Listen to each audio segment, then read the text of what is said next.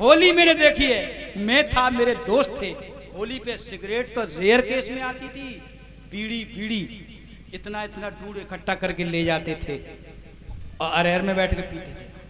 मैं बता रहा हूं अपनी काली करतूते। ये कहां से आया? इस संगति से आया, माँ बाप से आया, भाई बहन से आया। मेरा पिताजी, मेरा चाचा, मेरा भैया मेरे सामने ही बीड़ी पीते था, हम ही से कहता था जा बीड़ी लगा के ले आ, और लाते तब तक बीड़ी बुझ जाती थी, सूता लगा देना।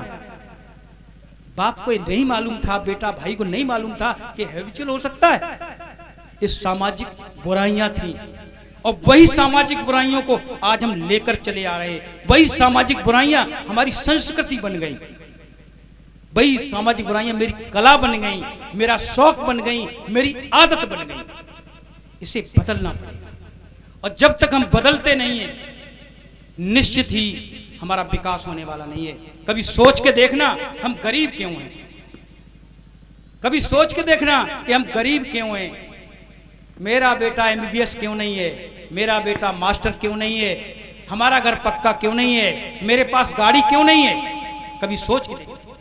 सुबह से उठ करके शाम तक खेती में काम करते हैं, सुबह से उठ करके आप शाम तक घर में काम करती हो, फिर हमारी दुर्दशा क्यों है, हम गरीब क्यों हैं, हम अधिकारहीन क्यों हैं।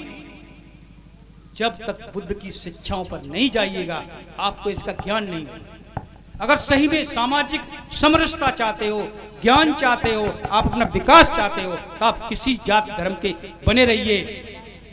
आपको इन शिक्षाओं की तरफ आना पड़ेगा। आप बड़जन हो, बहुजन हो, चाहे छुटजन हो, सूर्य निकलता है पूरब में, सबको पसंद है, लेकिन इस संसार में एक जीव ऐसा है जिसे सूर्य पसंद नहीं है। कल्पना करो सूर्य कल से निकलना बंद कर दे तो क्या होगा? त्राय त्राय हो जाएगी, अन्न नहीं उगेगा, जीना मुश्किल हो जाएगा। लेकिन फिर भी इतना होने के बाद भी, इतनी आवश्यक होने के बाद भी सूर्य को एक जीव ऐसा है जो देखना पसंद नहीं करता है। उसका नाम जानते हो? चमगादड़, जिसे उल्लू ही कहते। चमगादड़ और उल्लू दो ऐसी कौम है जो सूर्य को पसंद नहीं करती। इसलिए अगर यही प्रवृत्ति है तो ज्ञान को पसंद मत करो, बने रहो।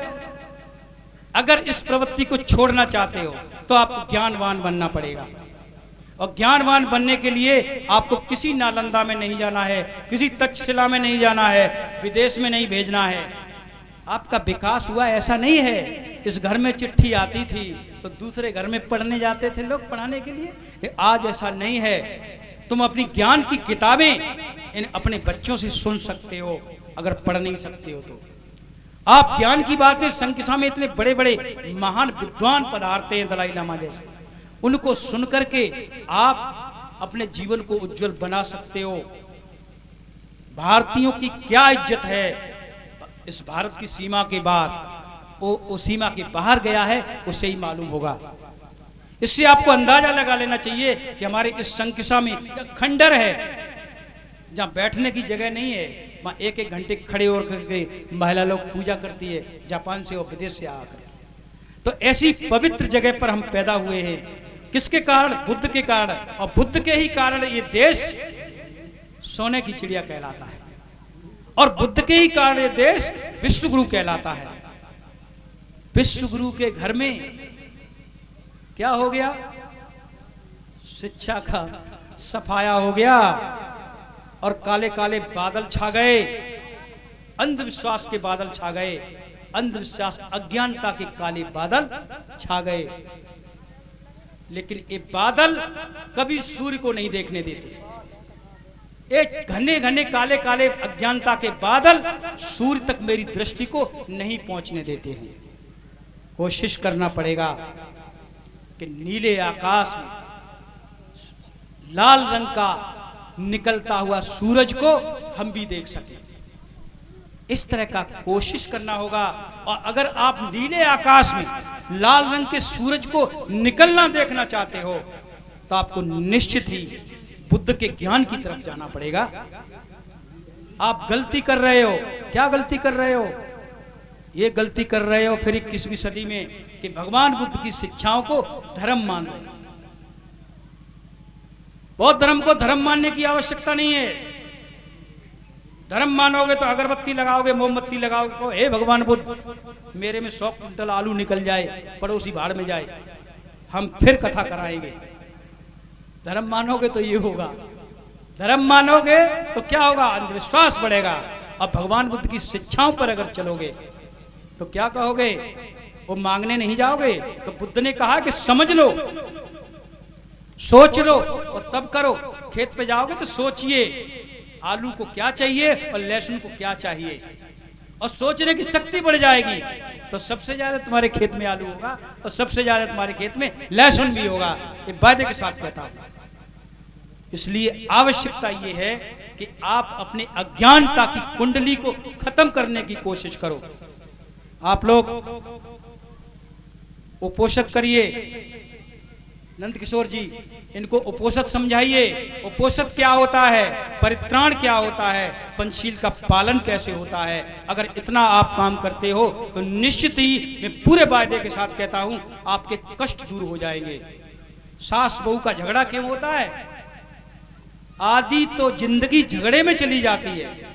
जब माँ के घर थे तो माँ से, भैया से, बहन से, भाभी से झगड़ा, जब ससुराल में आ गए तो सास से, ननंद से और नंदोई से झगड़ा, अगर बचा खुचा तो अपने बच्चों से झगड़ा।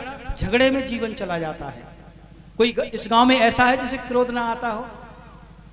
है तुम्हारे गांव में कोई, पूरे गांव में जिसे क्रोध ना आता हो, जो गुस्सा ना आती हो, जिसको चिंता ना लगी हो, पता नहीं क्या होगा, होगा कि नहीं होगा, ऐसा कोई है?